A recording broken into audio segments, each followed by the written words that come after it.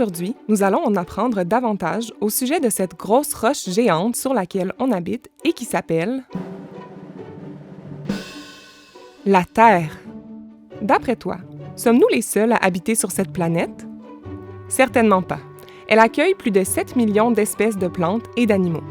Parmi toutes les planètes rocheuses de notre système solaire, la Terre est la seule planète qui possède de l'eau sous forme liquide. En tant que troisième planète la plus près du Soleil, après Mercure et Vénus, la Terre a la température parfaite comparée aux autres. La Terre est à environ 152 millions de kilomètres du Soleil. La distance parfaite pour qu'il ne fasse pas trop froid et que toute l'eau gèle, comme sur Neptune ou Uranus qui sont très loin du Soleil. Ou si chaud que l'eau se transforme en vapeur, comme sur Vénus. C'est grâce à cette température idéale et à l'existence de l'eau liquide que les espèces vivantes ont pu évoluer et exister comme elles le font aujourd'hui, y compris nous-mêmes, les êtres humains.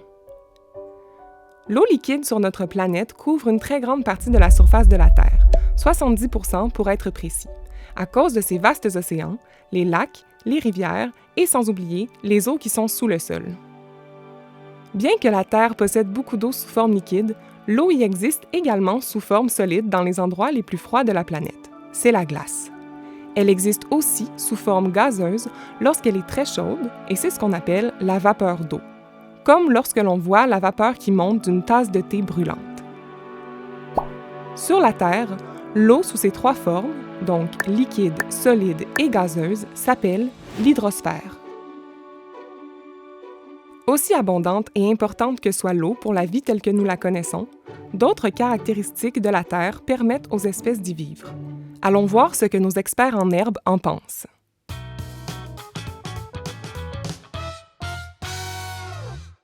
À part l'eau, peux-tu nommer une autre chose qui est essentielle pour la vie sur la Terre? Moi, je pense que le soleil, ça fait partie un petit peu de ce que les humains ont besoin, parce que c'est essentiel si on veut pouvoir vivre.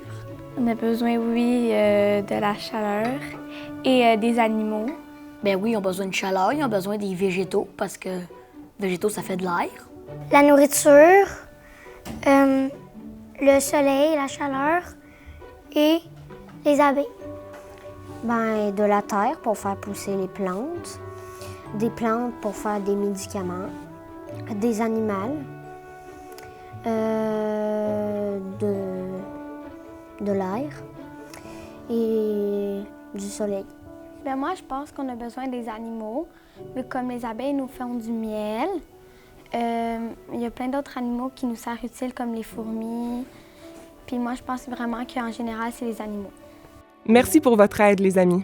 Alors, plusieurs choses sont essentielles pour que les humains puissent vivre sur la Terre.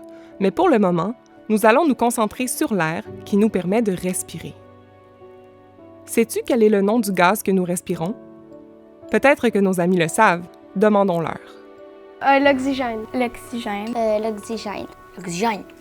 L'oxygène. L'oxygène. L'oxygène. As-tu eu la bonne réponse? Il s'agit de l'oxygène. L'atmosphère, qui forme une enveloppe de gaz autour de la Terre, comprend de l'oxygène que nous inspirons et du dioxyde de carbone que nous expirons. Connais-tu les autres gaz qui sont dans l'atmosphère et qui forment cette grande enveloppe de gaz autour de la Terre? Il y a l'azote, l'oxygène et le dioxyde de carbone. L'atmosphère contient aussi des traces d'autres gaz tels que l'hélium, le méthane et la vapeur d'eau.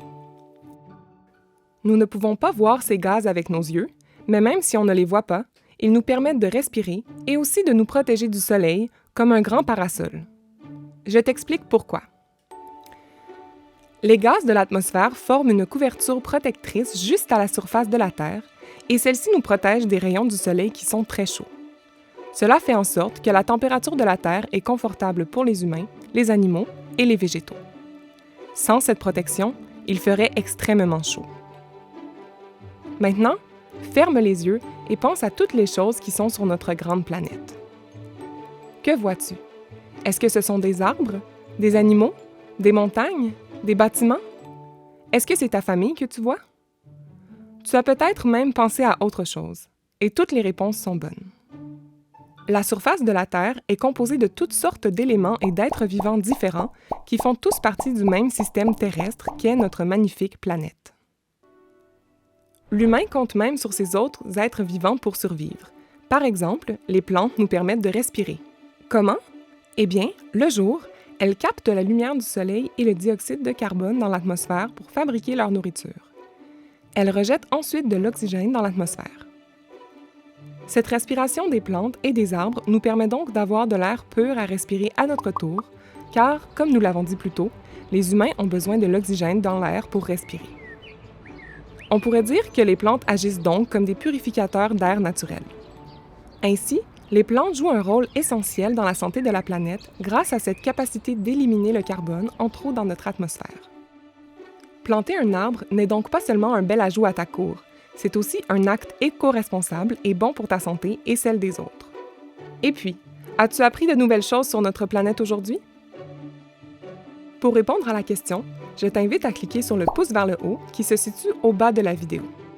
Tu peux aussi jouer à notre quiz « Les changements climatiques et moi » sur notre site web pour tester tes connaissances et effectuer une expérience surprenante à la maison.